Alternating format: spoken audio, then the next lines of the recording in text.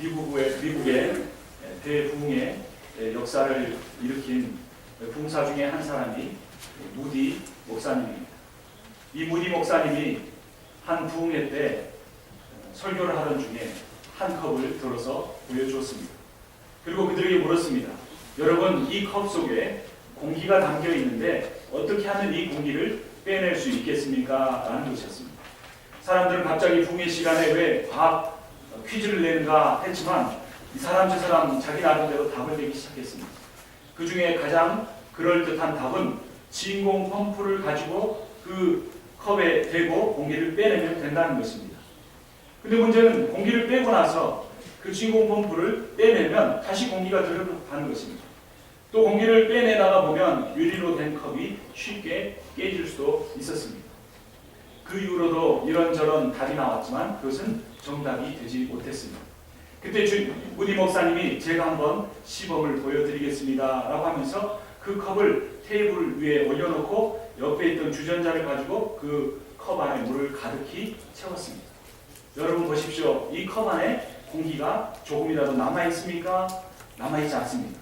모든 사람들은 감탄을 하고 고개를 끄덕끄덕 거렸습니다. 그때 무디 목사님이 다시 한번 질문했습니다. 여러분, 우리의 삶에, 내 인생에 어떻게 하면 죄를 없앨 수 있겠습니까? 라고 물었습니다. 방금 전에 그런 질문했음에도 불구하고 다 잊어버리고 어떤 사람은 성경을 날마다 읽으면 됩니다. 기도 생활을 열심히 하면 됩니다. 나 자신의 결심을 굳게 하면 됩니다. 라고 말했습니다. 그러나 무디 목사님이 다시 한번 말씀해 주었습니다.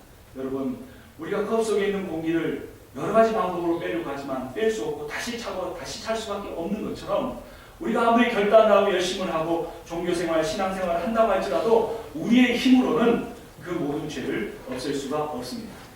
그러나 이 컵 안에 물을 채우면 채울수록 채운 만큼 그 컵 안에 공기가 다 사라질 수 있는 것처럼 우리의 삶, 내 인격에 성령을 채우면 채울수록 내가 내 힘으로 하려고 했을 때는 하지 못했던 죄를 없애는 거룩한 삶을, 하나님이 기뻐하시는 삶을 살아가는 일이 가능해진다는 것입니다. 여러분, 지난 2014년에 설교의 주제는 사랑이었습니다. 교회가 사랑으로 하나 된다는 것이었습니다. 올해 2015년에 설교의 대부분의 주제는 성령입니다. 우리가 하나님의 사랑이 무엇인 줄 깨달았습니다. 하나님의 사랑은 무조건적이고 아무리 내 죄가 깊고 넓다고 할지라도 그것을 다 덮고 남을 만한 그러한 충만한 사랑이라고 우리가 들었습니다. 하나님의 사랑은 절대로 변함이 없습니다. 하나님의 사랑은 어떤 사람도 차별하지 않고 그 사랑을 원하면 누구에게나 부어지는 사랑입니다. 근데 이제 사랑을 우리가 알았는데, 깨달았는데, 경험했는데, 느꼈는데 그러면 어떻게 할 것인가 라는 질문이 우리에게 주어집니다. 어떻게 합니까? 그때 많은 사람들이 지혜를 내놓을 수 있을 것입니다. 이렇게 하면 됩니다. 이런 방법을 쓰면 됩니다. 이런 계획을 만들면 됩니다. 이런 프로그램을 하면 됩니다. 라고 말할지 모릅니다. 여러분, 그것도 하나의 답이 될 수 있지만 정확한 정답은 아닙니다. 정답은 성령에 충만한 것입니다. 성령에 충만한다는 것은 어떠한 신비한 영적인 체험을 하거나 신비한 현상이 내 몸에서 나타나는 것이 결코 아닙니다. 그것은 부수적인 열매 중에 한 부분에 불과한 것이고 그것은 다른 이유나 원인으로도 나타날 수 있습니다. 그러나 분명히 이것이 성령 충만이다, 저 사람은 성령 충만을 받았다라고 할 수 있는 증거는 무엇이냐면 인격의 변화입니다. 이전에는 내 뜻대로 살았는데, 이전에는 내 지혜를 가지고 살았는데 그것을 다 내려놓는 것입니다. 자기의 생각과 자기의 계획과 자기의 경험을 내려놓고 하나님의 말씀을 묵상하고 기도하면서 하나님께서 나를 인도하시는 대로 따라가는 삶, 그 삶이 성령 충만한 삶입니다. 그리고 그렇게 하나님을 따라서 살아가다 보면 어느 틈엔가 내 언행이 바뀌고 내 삶의 태도가 바뀌고 모습이 조금씩 바뀌어져 가는 것입니다. 그래서 2015년에 이 성령에 대한 주제를 가지고 설교하는데 첫 번째 책이 오늘 우리가 함께 읽게 된 사도행전입니다. 이 사도행전은 누가가 지었습니다. 누가가 지금 또 하나의 책이 있는데 우리가 잘 아는 대로 누가복음입니다. 처음에 누가복음과 사도행전은 하나의 책이었습니다. 그것을 이제 헬라어 번역본을 따라서 영어가 번역되다 보니까 두 권의 책으로 나누셨는데 이 누가가 한 권의 책으로 지은 것입니다. 누가복음은 예수 그리스도의 생애를 통해서 그분이 십자가의 죽음과 부활의 능력을 통하여 우리를 구원하셨다라는 그 복음의 선포입니다. 그리고 사도행전은 이제 그 복음을 가지고 교회가 세계 만방에 펼쳐져 그것을 선포하고 선교의 사역을 하는데 그 모든 과정 중에 가장 중요한 것이 무엇이냐? 성령이라는 것입니다. 그래서 이 사도행전은 누가 행전이다라고 말하기도 하고 성령 행전이다라고 말하기도 합니다.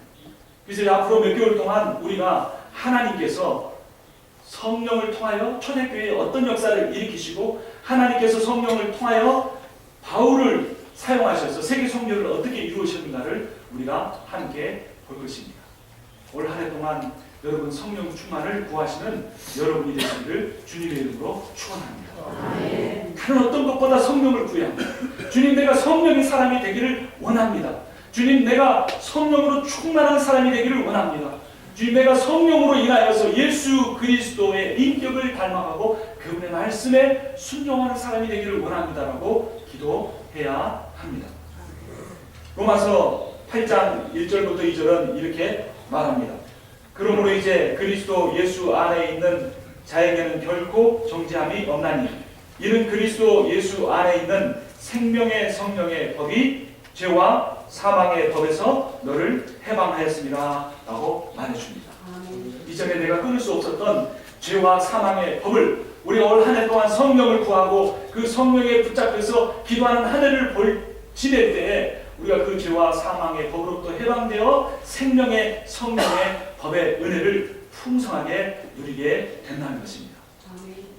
여러분, 성령을 한마디로 이야기한다면 어떻게 말할 수 있을까요? 성령은 하나님의 사랑입니다. 성령을 생각하면 너무나 거룩해서 나 같은 죄인이 그 성령을 모실 수 있을까 그렇게 생각하는 분도 있습니다. 어떤 분은 성령을 너무 은사로 생각해서 성령을 받으면 어떤 기적이 일어나고 방언이 일어나는 정도로만 생각하는 경우도 있습니다. 그런 것들도 다 맞지만 성령은 사랑입니다. 우리가 어떻게 하나님이 나를 사랑하신다는 것을 알 수 있습니까? 성령이 내 안에 계시기 때문입니다. 어떻게 내가 하나님의 아들이 되고 딸이 되었다는 사실을 믿을 수 있습니까? 내 안에 성령이 그것을 증거해 주시기 때문입니다. 어떻게 연약한 우리들이 하나님의 말씀대로 따라가며 순종하며 살 수 있습니까? 성령이 내 안에 계실 때만 가능합니다. 여러분, 그러므로 성령을 생각하면 사랑이라는 단어가 곧바로 떠올라야 합니다. 성령을 구하는 자에게 하나님의 사랑이 폭포수와 같이 부어질 것입니다.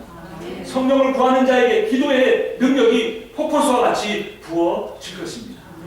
그러므로 사도행전을 묵상하면서 우리는 성령 행전을 묵상한다 생각하며 우리가 함께 말씀을 보아야 할 것입니다. 그 성령이 요한복음 16장 13절을 보면 이렇게 말합니다. 그러나 진리의 성령이 오시면 그가 너희를 진리 가운데로 인도하시리니 라고 말하고 있습니다. 진리의 영이라는 것은 진리는 말씀을 의미합니다. 말씀이 육신이 되어 오신 예수 그리스도를 의미합니다. 성령의 진리의 영이라는 것은 예수 그리스도의 영이라는 것입니다.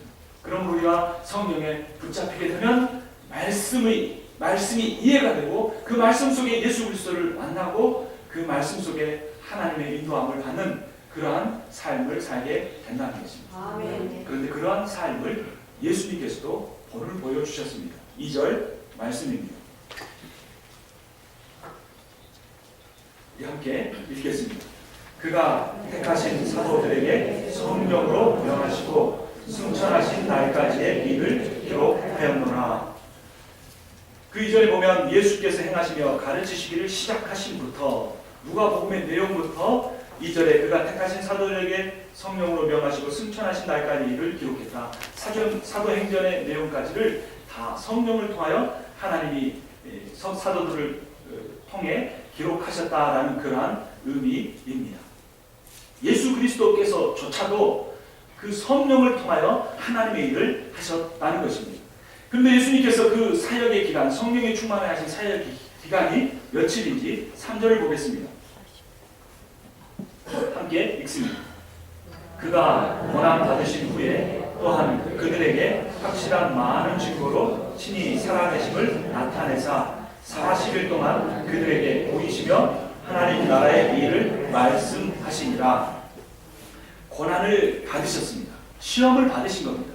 그런데 그것을 이기고 부활하셨고 며칠 동안 40일 동안 하나님의 나라의 일을 선포하셨습니다. 여러분, 시험, 성령 40일이라는 단어를 떠올리면서 어떠한 성경의 다른 부분이 기억나지 않습니까? 사도행전은 어떤 책과 하나의 책이라고 했습니까? 누가복음과 하나의 책이라고 했습니다. 여러분, 누가복음 4장 1절 2절을 찾아보겠습니다.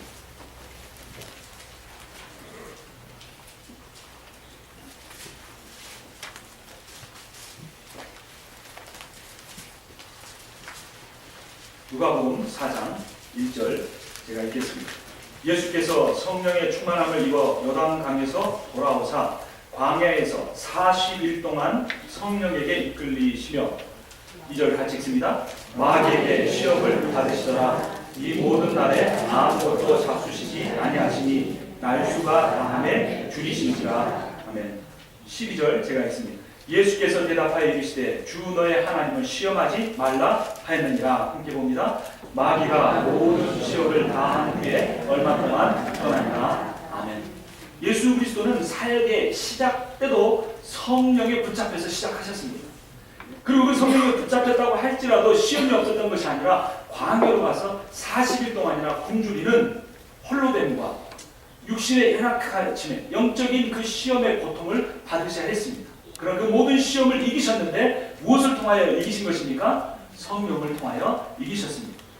그런데 다시 사도행전으로 돌아오면 1장 3절에 예수 그리스도께서 십자가에 못 박혀 죽으시는 고난을 겪으셨는데 그때도 성령이 함께 하셨고 성령으로 말미암아 그 모든 시험을 이기시고 부활하셨는데 부활하셔서 40일 동안 성령을 통하여 제자들에게 앞으로 일어날 일에 대해서 하나님 나라를 어떻게 선포하고 초대교회를 어떻게 세워야 할 것인가를 배우게 되었던 것입니다.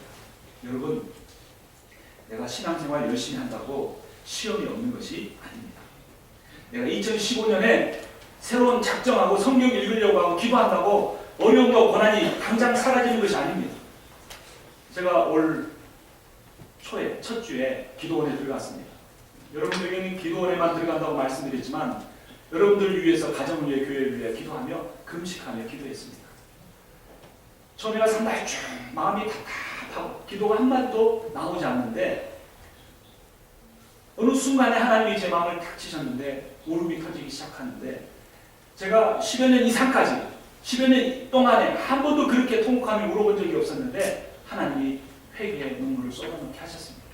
제가 얼마나 교만했고 제가 얼마나 인간적인 계획 가운데 살아왔고 얼마나 철저히 자기중심적인 사람으로 살아왔는가. 하나님이 이 귀한 교회에 저를 보내주셨는데도 하나님 앞에 기도하지 못하고 하나님 앞에 무릎 꿇지 못하고 정말로 말씀대로 살지 못하고 살아왔는가를 하나님이 깨닫게 해주셨습니다.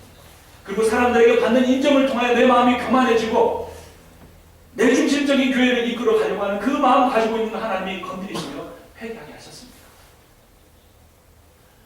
그런데 그렇게 회개하고 마음의 모든 것을 비우고 모든 삶의 영역을 다 비우고 돌아왔는데 그 다음에 제 마음속에 제 삶 속에 가장 큰 시험이 또 찾아왔습니다. 여러분, 인생이라는 것이, 신앙생활이라는 것이 바로 이런 것입니다. 여러분, 저는 머리만 대면 자는 사람입니다.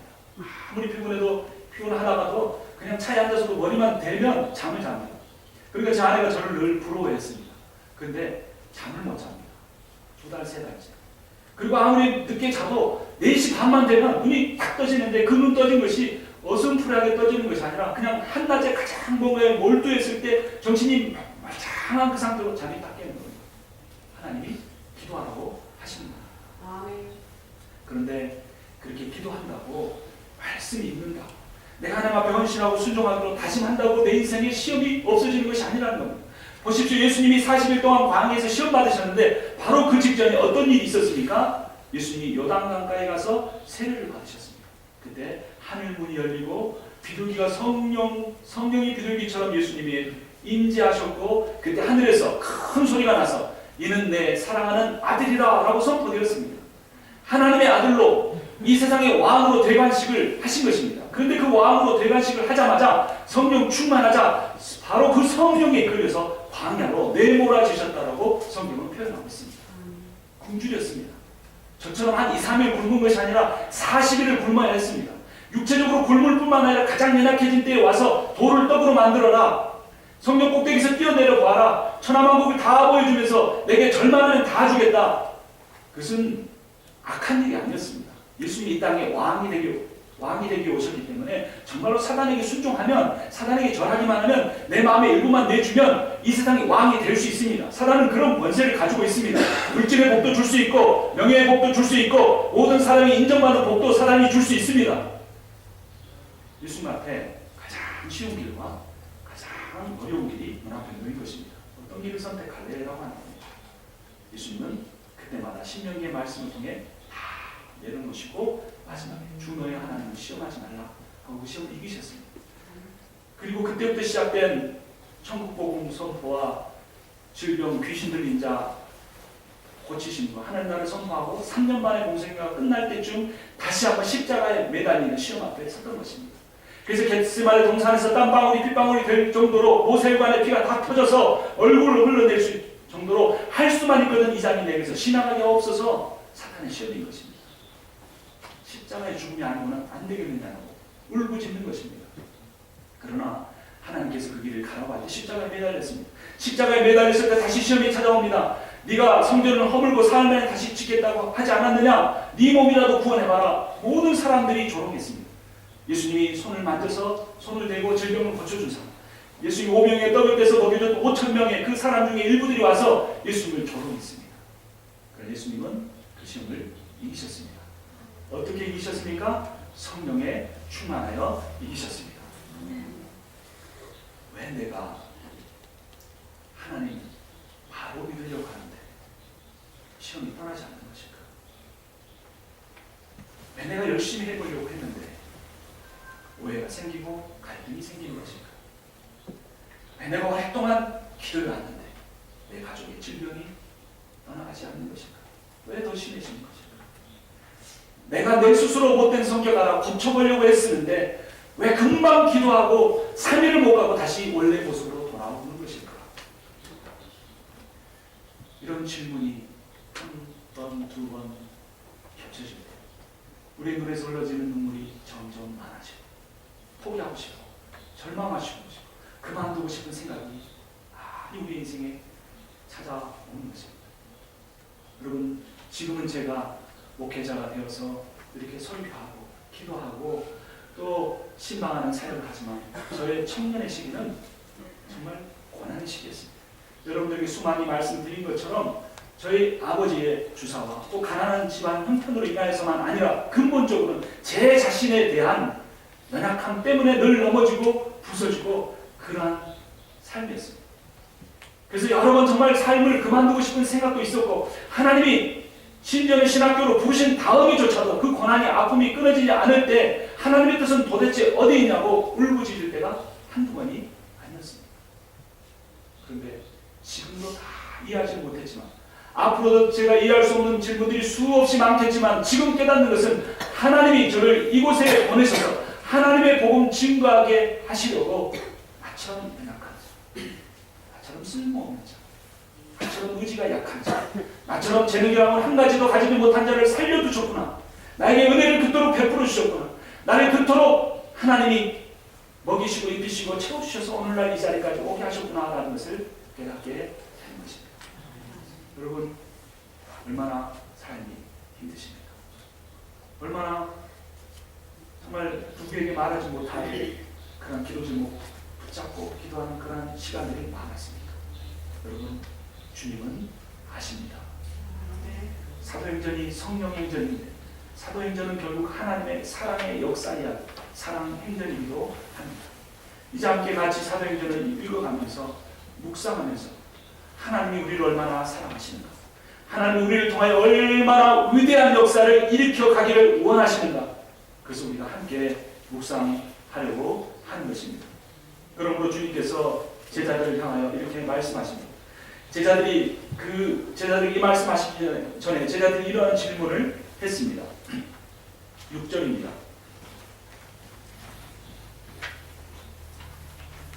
그들이 모였을 때 예수께 여쭈어 이르되 주께서 이스라엘 나라를 회복하시니 이때이니까 하니, 제자들의 관심은 아직도 이스라엘 왕국의 회복에 있었습니다.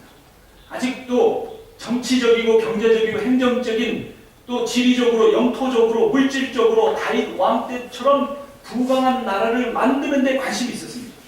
예수 그리스도가 십자가에 못 박혀 죽으신 것도 봤습니다. 다 도망갔다가 그 부활하신 예수가 나타나신 것도 경험했습니다. 그 예수의 손에 못자국도 허리에 창자국도 보았습니다. 예수님이 40일 동안 천국 복음을 가르쳐 주시는 것도 다 들었습니다. 그런데 여전히 안 바뀝니다. 그들 관심은 세상에 있었습니다. 예수의 이름을 가지고, 예수의 권능을 가지고, 예수의 힘을 가지고 어떻게 하면 내가 원하는 왕국을 만들고 그 왕국에서 내가 인정받고 내 권세 부리며 살 것인가에 관심이 있었던 것입니다. 예수님은 그들을 볼 때 어떤 마음이셨을까요? 당장이라도 그들을 너희들은 도저히 안 되겠다라고 내쳐버리시고 새로운 사람들을 세우실 수도 있었을 것입니다. 그러나 하나님의 사랑은 변함이 없습니다. 하나님의 계획은 반드시 이루어집니다. 하나님은 반드시 택하기로 작정한 일을 끝까지 경인하셔서 사용하시는 위대한 사랑의 하나님이십니다. 주님이 이렇게 말씀하십니다. 7절에 이르시되 때와 시기는 아버지께서 자기의 권한에 두셨으니, 그 모든 파워는 하나님께 있어야 한다는 것입니다. 그것이 하나님의 나라라는 거예요. 너희가 알 바가 아니오, 너희들의 생각과 다른 하나님의 나라다라고 하는 겁니다. 그렇다면 제자들은 무엇을 해야 합니까? 8절 말씀 크게 한 목소리로 읽겠습니다. 오직 성령이 너희에게 임하시면 너희가 권능을 받고 예루살렘과 온 유대와 사마리아와 땅 끝까지 이르러 내 증인이 되리라 하십니다. 아멘. 오늘 설교의 제목이 여기에 있습니다. 오직 성령이 너희에게 임하시면. only. 그것밖에는, 그 외에는 답이 없다. 그 외에서 어떤 것도 그 외의 길에서 추구해서는 안 된다라고 예수님이 분명히 말씀하셨습니다. 오직 성령이 너희에게 임하시면 됩니다. 올해 2015년에 우리가 기도해야 할 기도 제목이 바로 이것입니다. 주님, 제게도 성령이 임하여 주시옵소서. 오직 성령이 우리에게 임하시면 어떤 일이 일어납니까? 우리가 권능을 받게 됩니다. 인간적인 휴먼 파워가 아니고 가드리 파워, 하나님의 신적인 그 권능을 우리가 받게 된다는 것입니다. 아멘. 여러분, 하나님이 내 안에 역사하시면 사람들이 따라옵니다. 아멘. 여러분, 내가 하나님 앞에 나를 비우면 사람들 앞에 인정을 받습니다. 왜냐하면 사람들이 나를 보는 것이 아니라 내 안에 있는 성령을 보시기 때문에 믿음이 연약한 자라고 할지라도 그것을 분별하기 때문에 따라오게 됩니다. 그러나 내 힘과 내 의지와 내 계획이 앞서게 되면 우리는 여전히 실패할 수밖에 없는 것입니다. 그래도 파워는 가질 수 있습니다. 그러나 그것은 잠깐 있다가 없어지는 파워고, 그렇게 되면 우리 인생은 늘 업앤다운을 반복하게 되는 것입니다. 그러나 오직 성령이 우리에게 임하시기를 구하며 그 성령의 말씀에 인도하심에 철저하게 자기를 부인하고 따라가는 사람에게는 권능이 임합니다. 아멘. 하나님의 권능이 임할 것입니다. 아멘. 여러분의 연약한 육신에 하나님의 권능이 임할 것입니다. 아멘. 여러분의 어려운 가정 형편에 하나님의 권능이 임할 것입니다. 아멘. 우리 교회 가운데 하나님의 권능이 임할 것입니다. 아멘. 놀라운 역사가 일어날 것입니다. 근데 그 하나님의 역사가 어디서부터입니까? 예루살렘과입니다. 예루살렘은 지금 제자들이 있는 곳입니다. 거기서만 머무는 것이 아니라 그런데 어디까지 가는 것입니까? 온 유대와 그 지역사회까지입니다. 사마리아는 원수지간입니다. 자기 원수된 사람들, 경쟁자로 생각하는 어떤 공동체나 사람이라고 할지라도 그들에게까지 복음이 펼쳐져 가고, 거기서 머무는 것이 아니라 땅끝까지 이르러 내 증인이 되리라 말씀하십니다. 여기서 땅끝은 어디일까요? 1차적으로는 바울이 그토록 가기를 원했던, 그곳에 가면 죽을 줄 알면서도, 순교할 줄 알면서도 그토록 가기를 원했던 로마입니다. 그러나 단지 로마에만 머물지는 않습니다. 왜냐하면 로마는 그때 당시에 고대 제국의 가장 중심지였습니다. 그러면 하나님께서 바울에게 로마로 가고자 하는 그 마음을 주신 것은 그 세계의 중심지에, 그 이방 세계의 중심지에 하나님의 복음을 터뜨려서 그 로마의 교통과 그 로마의 부와 그 로마의 모든 지식을 통해 하나님의 복음이 세상 만국으로 흘러가게 하시기 위함이었습니다. 그러므로 예루살렘과 온 유다와 사마리아와 땅끝까지 이른다고 할 때 그 땅끝은 어느 곳이냐면 바로 열방입니다. 그 증거가 이사야서 49장 6절에 이렇게 나와 있습니다. 내가 또 너를 이방의 빛으로 삼아 나의 구원을 베풀어서 땅끝까지 이르게 하리라. 아멘. 여러분, 하나님 우리를 부르신 줄을 믿으십니까?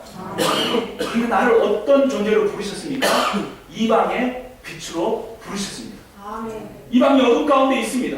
여러분, 우리의 이웃 사람들이 어둠 속에 있습니다. 우울증에 걸리고 알코올 중독에 빠지고 도박에 빠지고 세상적인 쾌락에 빠져서 어둠에서 죽어가고 있습니다. 그런데 우리의 관심이 어디로 향해 하는 것입니까? 만약에 우리 안에 성령이 있다면 반드시 그 성령이 말할 수 없는 단순으로 나를 위하여 이 지역사회를 위하여 세계 만방을 위해 기도하신 그 성령이 분명히 가르쳐 줄 것입니다. 하나님의 마음을 가르쳐 줄 것입니다. 죽어가는 저 영혼들을 구원하라. 이 세상에서 하나님의 희망도 소망도 찾지 못해 울부짖으면서 죽어가는 내 이웃을 구원하라. 그들에게 예수 그리스도의 복음을, 그분이 당신을 위하여 십자가에 죽으시고 당신을 위하여 부활하셨다는 이 사실을, 그리고 하늘로 들려 올려져서 하나님 보좌 우편에서 지금도 온 우주 열방을 통치하고 계신다는 이 복음을 선포하라는 것입니다. 아멘. 그 복음을 듣는 자에게도 치유 역사가 일어나고 그 복음을 전하는 자에게는 더 놀라운 하나님의 역사가 반드시 일어날 것입니다. 아멘. 그렇다면 이토록 중요한 성령의 충만을 어떻게 해야 받을 수 있게 됩니까? 14절 말씀입니다. 예수님이 승천하신 이후의 내용이 12절부터 14절인데 그 14절의 내용이 이렇게 말하고 있습니다. 우리 함께 읽어보겠습니다.